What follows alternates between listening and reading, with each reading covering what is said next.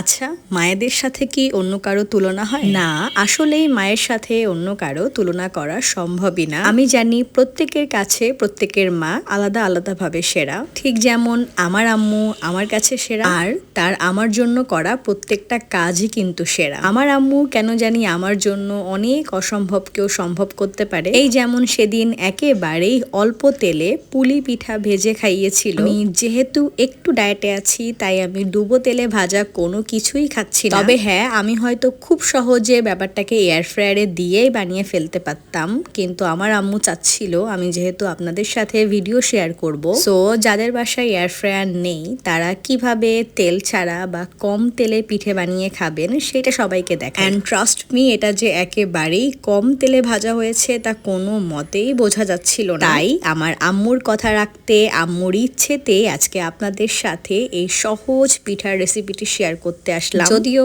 আমি আজকে পুরো পিঠা বানানোর প্রসেসিং দেখাতে পারবো না, কারণ যখন আম্মু আটা মেখেছিল তখন আমি আম্মুর সামনে ছিলাম না। তবে হ্যাঁ, রেগুলার নর্মাল পানি দিয়ে আটা মেখে বানালে হবে না। এইভাবে পিঠে বানাতে হলে আপনাকে আটা সিদ্ধ করে তারপর বানাতে হবে। নর্মালি আমরা যেভাবে সিদ্ধ আটার রুটি খাই, সেম প্রসেসে সামান্য লবণ দিয়ে সুন্দর করে আটাটাকে সিদ্ধ করে মথে নিতে হবে। ভালো মতো আটার ডোটা প্রিপেয়ার হয়ে গেলে তারপরে যেভাবে সিম্পলি আমরা পুলি পিঠা বানাই সেভাবে একটু একটু করে নিয়ে বেলে আপনার ইচ্ছে মতো শেপ দিয়ে, আমি তো মাঝখানে স্টাফিং এর কথা বললামই না। মাঝের স্টাফিংটা আমরা নারকেল আর গুড় দিয়ে জাল দিয়ে নিয়েছিলাম। আমার মনে হয় এটা ম্যাক্সিমাম সবাই জানেন।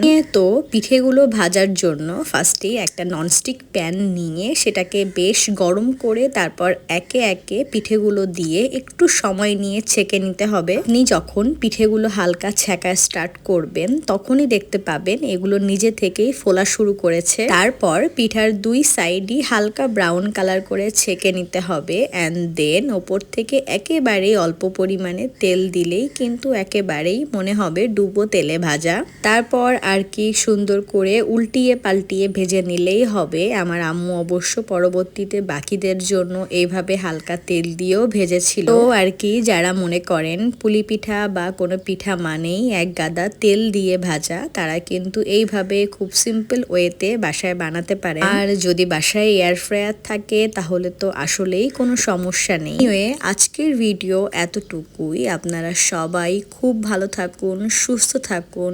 আর হ্যাঁ, অবশ্যই যদি এখনো আপনার কাছে আপনার মাকে সেবা করার সুযোগ থাকে, তাকে তার জীবনের এই শেষ প্রান্তে এসে আনন্দ দেওয়ার সুযোগ থাকে, তাহলে অবশ্যই তা কোনোভাবেই মিস করবেন না। কারণ মায়েরা তাদের গোটা জীবনটাই উৎসর্গ করে দেয় আমাদের জন্য।